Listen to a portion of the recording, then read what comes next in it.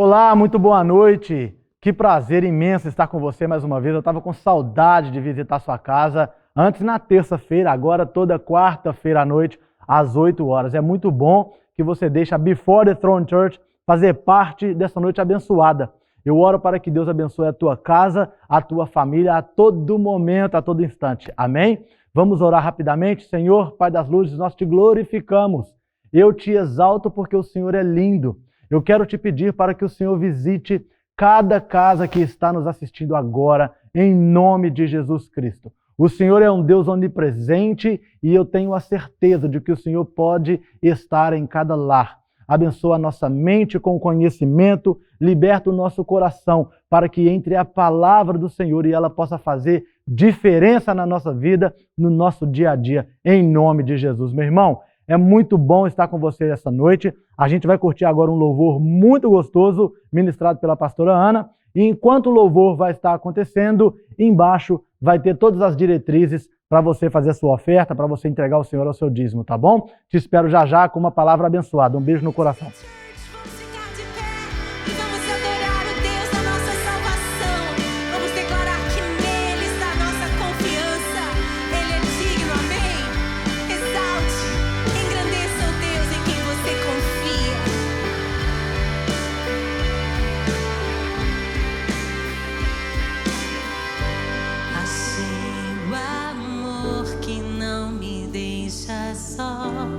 Achei a alegria que é maior, achei descanso para o meu coração, achei alívio e libertação.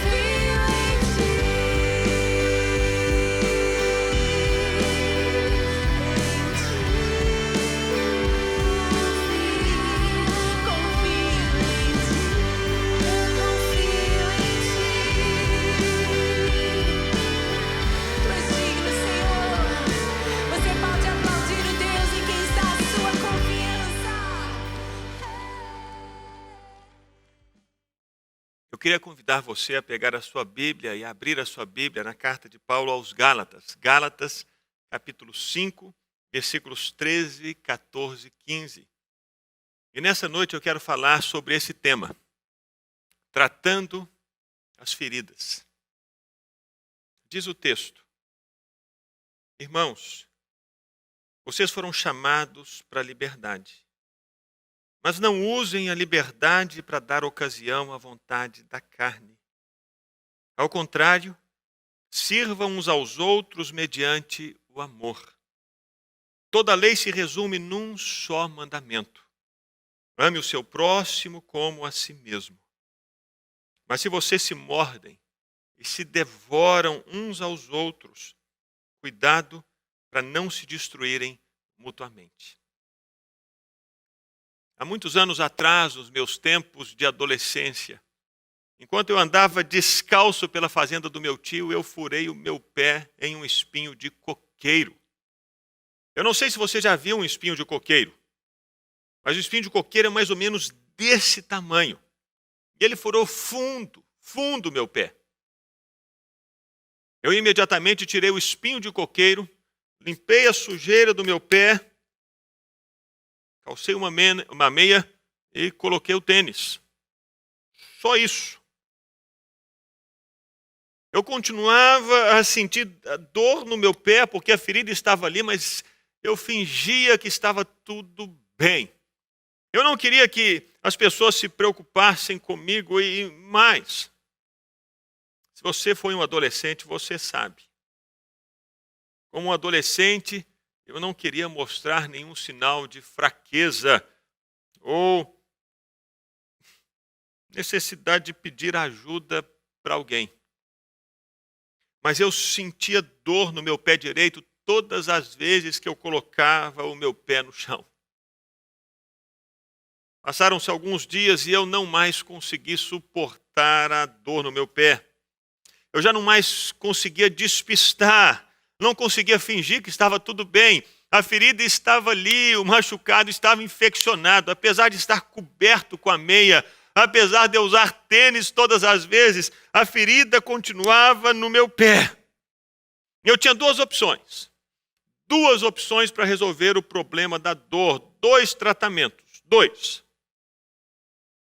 Eu podia começar a dar socos na parede para transferir a dor do pé para a mão.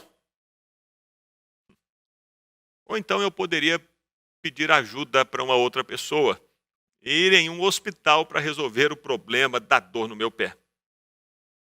Obviamente eu escolhi a segunda opção, mas nem sempre as pessoas escolhem a segunda opção. Muitas pessoas escolhem o caminho do soco na parede. É o que tem acontecido aqui nos Estados Unidos nesse tempo. Nós estamos em uma terra ferida. A questão do preconceito, do racismo, da discriminação, do tratamento diferente para uns e para outros é uma situação real nesse país, infelizmente.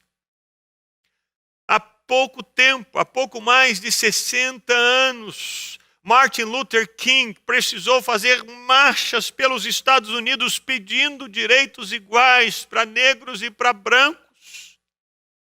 Ele morreu assassinado enquanto ele lutava por esses direitos iguais.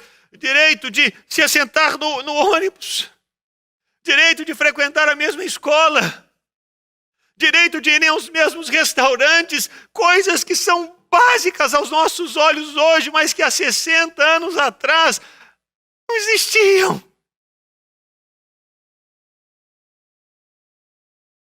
É verdade que depois de Martin Luther King, uma casca, um curativo foi colocado sobre a ferida, mas ela continua ali. Essa discriminação, esse racismo continua ali, escondido debaixo de uma casca, debaixo de um curativo. E as pessoas correm no dia a dia, trabalham, estudam, casam-se, se dão em casamento, colocam cascas sobre essas feridas, buscam melhorar de vida, vão comprar uma casa, vão fazer uma viagem, vão melhorar a economia. prosperam e vão colocando essas cascas nas feridas, dizendo: está tudo bem nos Estados Unidos, estamos prosperando, estamos crescendo, estamos avançando, nos tornamos uma civilização tão grande, tão maravilhosa, tão abençoada, tão próspera. Mas a ferida está ali. Basta acontecer uma situação para essa casca ser arrancada e a ferida ficar exposta novamente. E foi exatamente isso que aconteceu há poucos dias atrás. Um policial branco matou por asfixia um homem negro que estava deitado no chão, imobilizado e desarmado. Esse policial colocou o joelho no pescoço desse homem negro por 8 minutos. As pessoas filmaram isso. Esse homem gritava: eu não consigo respirar, eu não consigo respirar. Os outros que passavam na rua diziam: pare, pare, ele está precisando de ajuda, pare, ele está pedindo para respirar, pare. E o policial não fez absolutamente nada. Foi tudo filmado. Um homicídio foi filmado. E esse policial, diante das câmeras, continuou com essa atitude. O homem morreu. O homem negro morreu. E não aconteceu durante alguns dias absolutamente nada com esse policial. Até que milhares de pessoas começaram a sair às ruas para pedir justiça.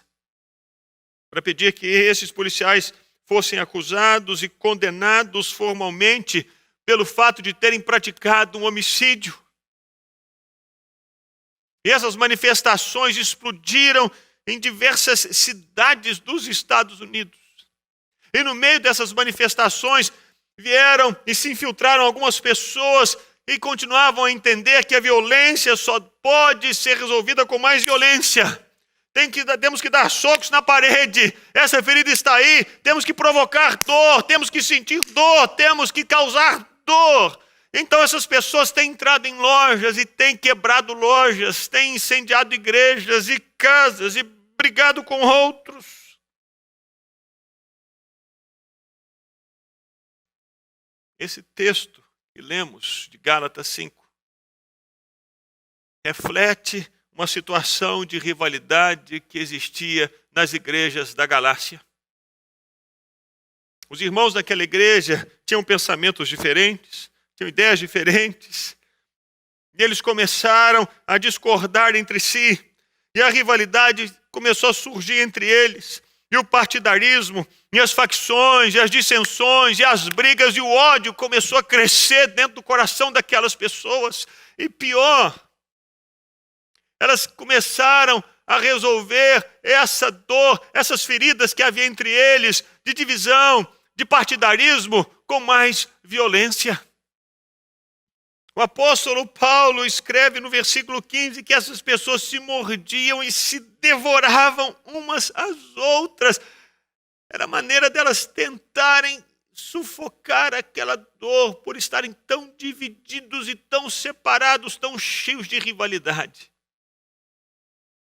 A figura que Paulo usa aqui é de briga de cachorro na rua, em que os cachorros começam a se morder, os cachorros começam a se pegar, até que os dois ficam feridos e de tão feridos eles morrem.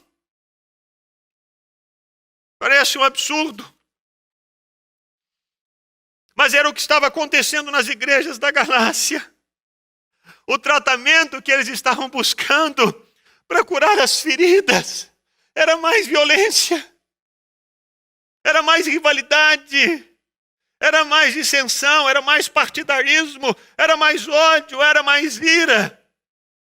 E que provocava não somente mais dor, mas trazia destruição.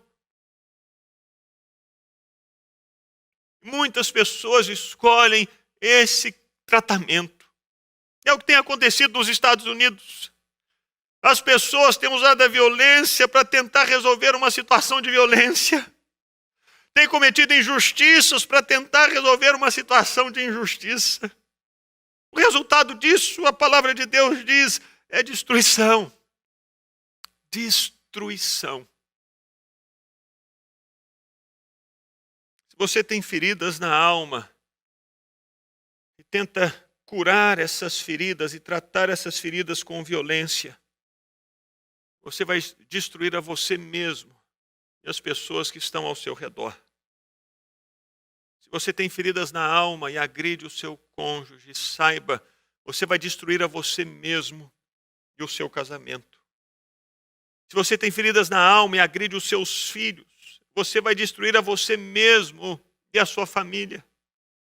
Se você tem feridas dentro de você e começa a atacar a sociedade, você vai destruir a você mesmo e vai trazer um caos à sociedade. A violência só gera mais violência, a injustiça só gera mais injustiça. Se você tentar tratar a ferida que você tem no seu pé, dando soco na parede, saiba, você vai permanecer com a ferida no seu pé e com sua mão quebrada. A mentalidade da carne, essa mentalidade que tenta curar as feridas com violência, com destruição, com ódio, com rivalidade, a mentalidade da carne só gera um fruto: morte. É o que Paulo fala em Romanos 8:6, a mentalidade da carne é morte. Eu sei que existe a questão do racismo aqui, infelizmente, da discriminação social, existe mesmo. Da desigualdade gritante, isso existe. Mas o racismo não vai ser resolvido promovendo mais racismo. A desigualdade não vai ser resolvida se a pessoa for quebrar a loja da pessoa que tem um carro. Esse tratamento da carne só vai gerar morte. Vai gerar mais dor. Paulo viu que isso estava acontecendo nas igrejas da Galácia. Ele percebeu que as pessoas estavam lutando umas com as outras, se mordendo, se batendo, se ferindo, se machucando. E correndo o risco de desaparecer completamente, de se machucarem de tal maneira que elas não mais iriam conseguir se levantar do chão, de tão feridas no corpo e na alma. Por isso Paulo apresentou um outro tratamento para essa ferida. É o tratamento no espírito. Esse é o único tratamento capaz de fechar essas feridas abertas, de fazer cessar essa dor na alma, de resolver essas tensões e essas questões sociais. A resposta de Paulo para essas pessoas foi: sirvam uns aos outros mediante o amor. Amem o próximo como vocês se amam a vocês mesmos. A única maneira de fazer cessar a violência é derramando amor sobre essas pessoas que estão praticando violência. A única maneira de fazer cessar uma gritaria não é gritando mais alto, é falando baixo, é amando essa pessoa que grita.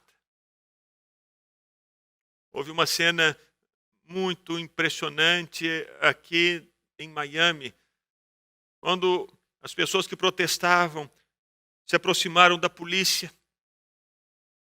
As pessoas estavam cheias de raiva, cheias de ódio, querendo justiça. Os policiais se ajoelharam e oraram.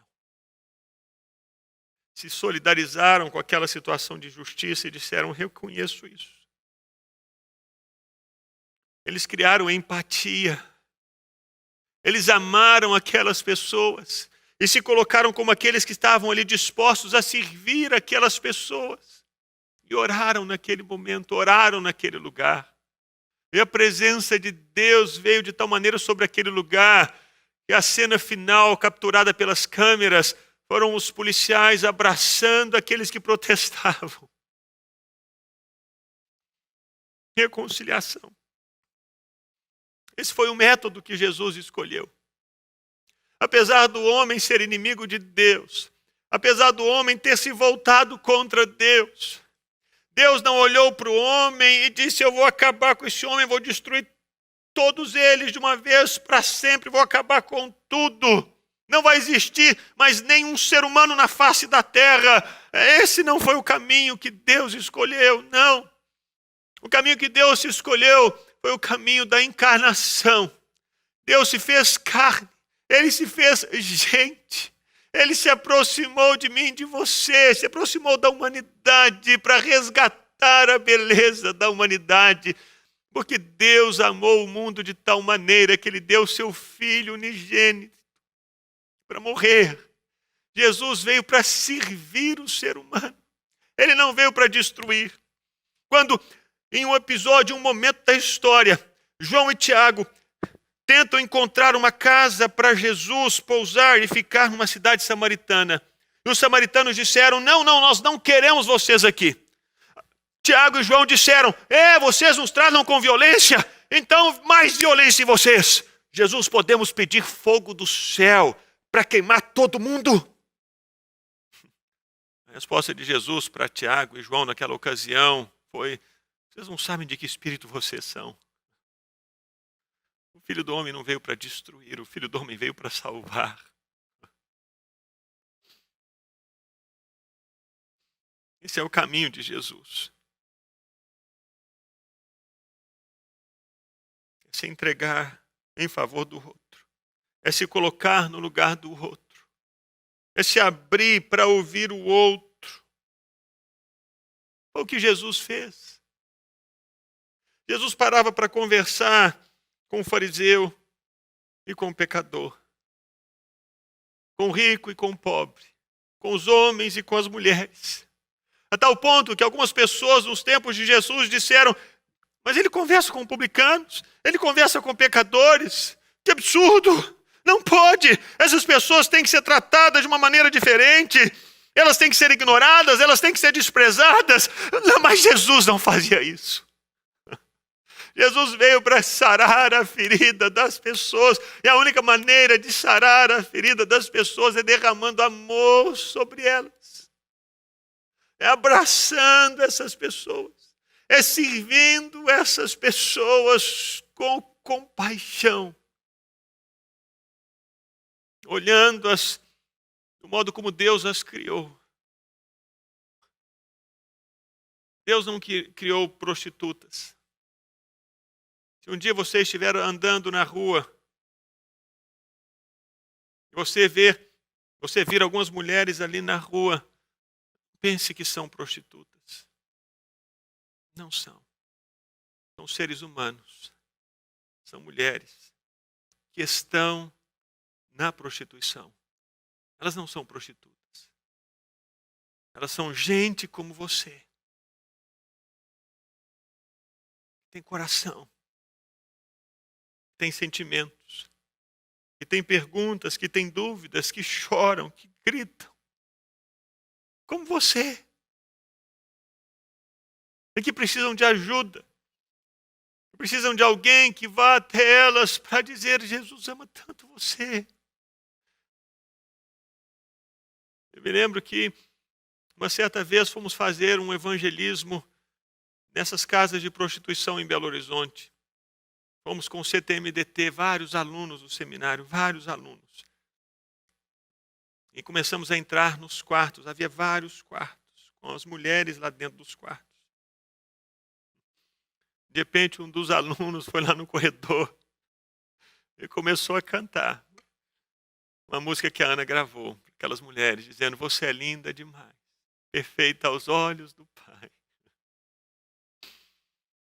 Aquelas mulheres não estavam sendo vistas como uma commodity, um produto, mas elas estavam sendo vistas como Deus as via, seres humanos. Não é um branco ou um negro, é um ser humano. Um ser humano, gente. Jesus veio resgatar a visão que Deus tem do ser humano. Não é um brasileiro, é um ser humano que nasceu no Brasil. Um ser humano que nasceu na América, um ser humano que nasceu na China. Jesus veio resgatar essa visão. Ele veio servir cada pessoa, não olhou os rótulos das pessoas, não olhou a cor da pele das pessoas, não olhou a cultura delas, não olhou o tanto de dinheiro que elas tinham. Não, Jesus viu o ser humano e viu que o ser humano estava perdido e amou e se entregou. É isso que Paulo está dizendo aqui. Que devemos servir as pessoas com o mesmo amor com que fomos servidos por Jesus. Devemos amar as pessoas da mesma maneira como Jesus amou as pessoas. Quando os policiais de Miami olharam para aqueles que estavam protestando, com essa visão de ser humano, eles se identificaram com os que estavam protestando, não dizendo eu sou melhor, eu sou maior, mas se identificaram e se ajoelharam. A violência foi quebrada. A ferida que estava escancarada começou a receber bálsamo, começou a receber cura. E no final não havia mais gritos de ordem, de dor, de justiça, mas havia abraço e lágrimas. É assim que se cura uma ferida, é assim que se trata uma ferida. É amando como Jesus amou. O médico que cuidou de mim no hospital não me tratou como uma coisa, como um número.